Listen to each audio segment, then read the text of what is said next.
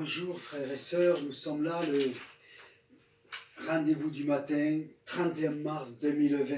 Amen, je salue les frères et les sœurs, je salue les enfants, je salue les voyageurs dans leur caravane. Et je voudrais vraiment me réjouir ce matin parce que nous sommes là pour répondre à ce verset qui dit « Jette ton pain sur la surface des eaux et tu le retrouveras. » Amen. Éphésiens 6, verset 18 nous dit « Faites en tout temps par l'Esprit toutes sortes de prières et de supplications. Veillez avec cela, avec une entière persévérance. » Amen. C'est pour ça que ce matin, nous allons chanter le psaume 141, verset 2, qui nous dit « Dieu, que ma prière soit devant ta face comme l'encens.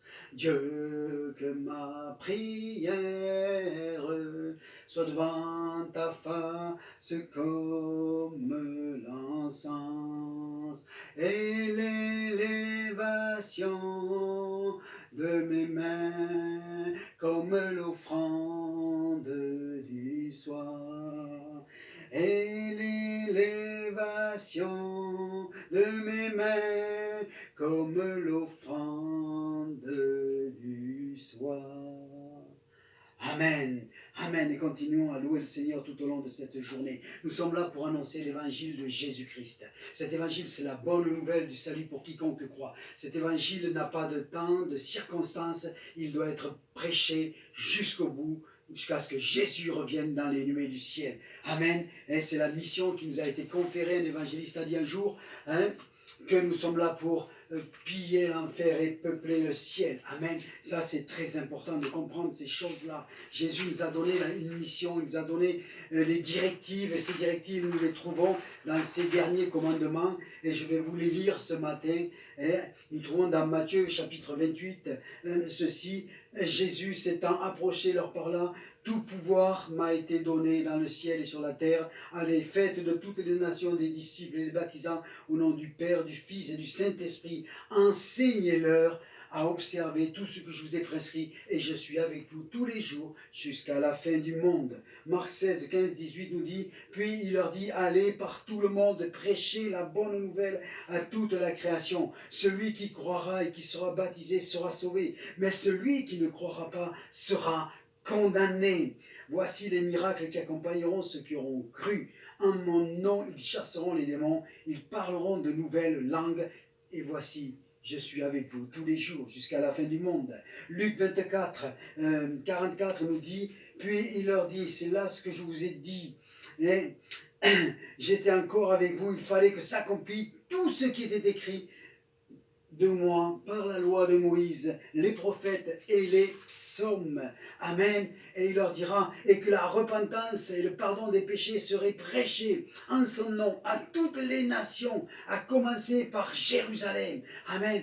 Vous êtes ces témoins de ces choses, et voici, j'enverrai sur vous ce que mon Père a promis, mais vous restez dans cette ville et vous serez revêtus de la puissance d'amour. Et voici, je suis avec vous tous les jours jusqu'à la fin du monde. Jean nous a parlé de combien nous avons besoin de nous aimer les uns les autres. Amen.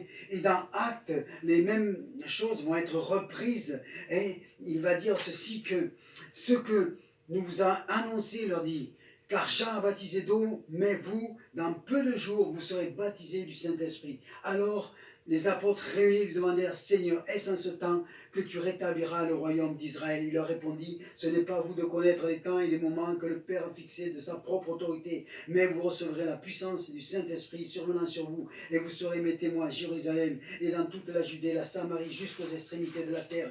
Et ce matin, je vous dis que les extrémités de la terre, elles commencent ici. Amen.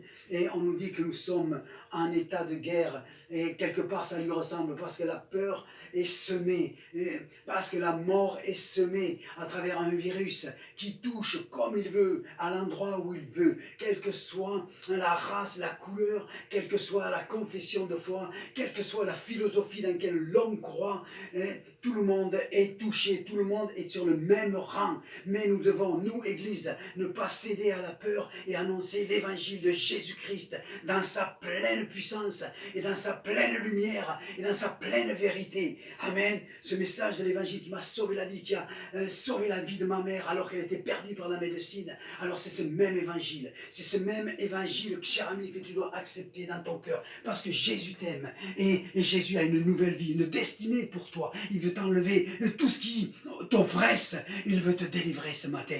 Et toi qui veux t'engager pour Christ et pour le suivre, alors révise tout ce que je t'ai enseigné ce matin. Reprends tous les fins des évangiles et tu vas comprendre quelle est ta mission. Père, dans le nom de Jésus-Christ, je te prie pour chacun et que ton Saint-Esprit touche, que ton Saint-Esprit convainque les cœurs ce matin dans le nom de Jésus-Christ. Amen.